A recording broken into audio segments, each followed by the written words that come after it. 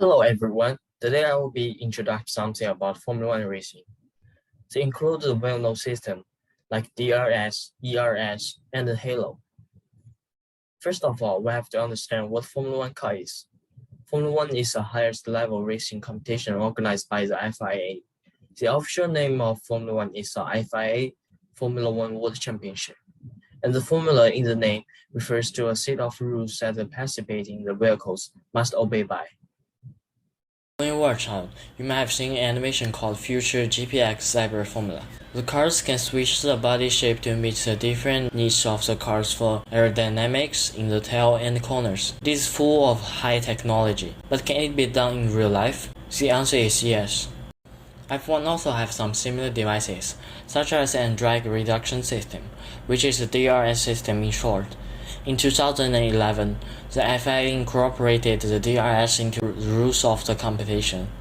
The purpose is to increase the chances to overtaking and enhance the viewing of the competition.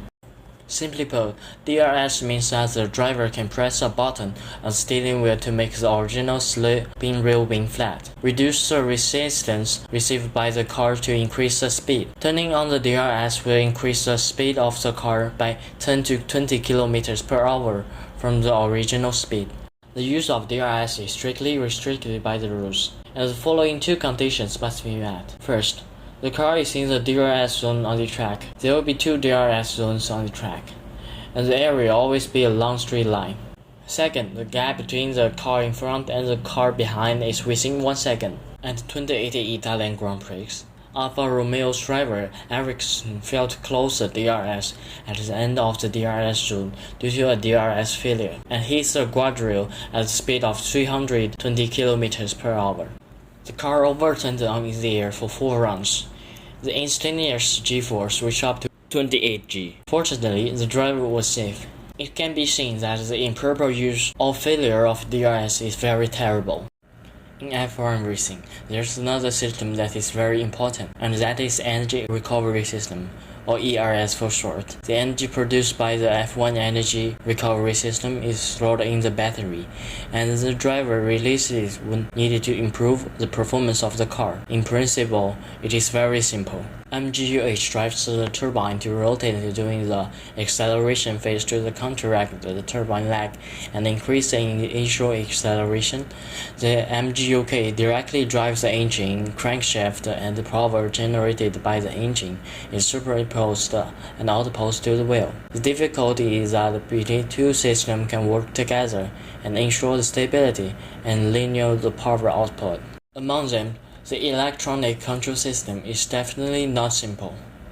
Due to the limited energy that the battery can store, there are also some ways to use motor to accelerate it, especially the MGUK. The use of ERS is restricted by the rules and can only run at full speed for 33 seconds at most. In qualifying, every time you exit a corner and accelerate it, the time you use the motor must be precisely controlled to reach the fastest lap. These are the best solutions found after countless simulation on the computer. Before the race, the team will fully charge the battery. In the first few laps, everyone is fully open with the ERS, waiting for the opportunity to overtake. In the middle and the late stage of the race, it becomes the control of battery power, and its motor is only used for overtaking and defensive. And in the past few years, the communication system on the car was two-way. The race engineer could send the signature to the car and adjust the working mode of the ERS system. Because it was that the engineer is driving the car, now this function is forbidden,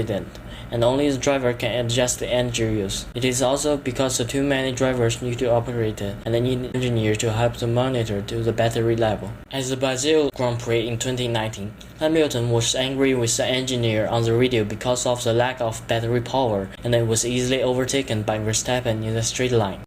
Now let's take a look at the appearance of Formula 1 car. You will find this one thing looked like a flip-flop on the car after 2018. To understand this, we have to mention an accident that occurred at the 2040 Japanese Grand Prix. Due to the impact of typhoon weather, the entire race was carried out under the heavy rain. When the race progressed to the 46 laps, my Russian driver Bianchi lost the control and slid off the track, rammed into the crane that was dealing with another accident. accident. The impact force directly shoved the crane up. According to the investigative data released later, the engine's head was hit by a force more than 200 G at that time. 9 months after the accident, Bianchi passed away on July 17, 2050, at the age of 25. It is also an F1 driver who have left us in the track accident since Senna's death in 1994. Since then, the safety issues of how to protect the driver's head in the open cockpit has been put on the agenda of FIA, and the major teams has also come up with their own design solutions. In the end, the halo system developed by the Mercedes Team 1, and the entire halo system is made of titanium alloy with only 7 kg, but can withstand 12 tons of impact. At the same time, the halo system protects the driver's head from the large object without affecting the driver's departure from the cockpit. Provides protection in the vehicle collisions. In Belgian Grand Prix that year, when the halo system was launched, he made a remarkable achievement. Successfully protect the driver Leclerc from the impact of the McLaren racing car. In Bahrain Grand Prix last year, the driver Grosjean was protected from the fatal crash by halo system. In 2021 Italian Grand Prix, the halo system also protects the driver Hamilton's head from the entire impact. This is the video for today. Thank you for watching.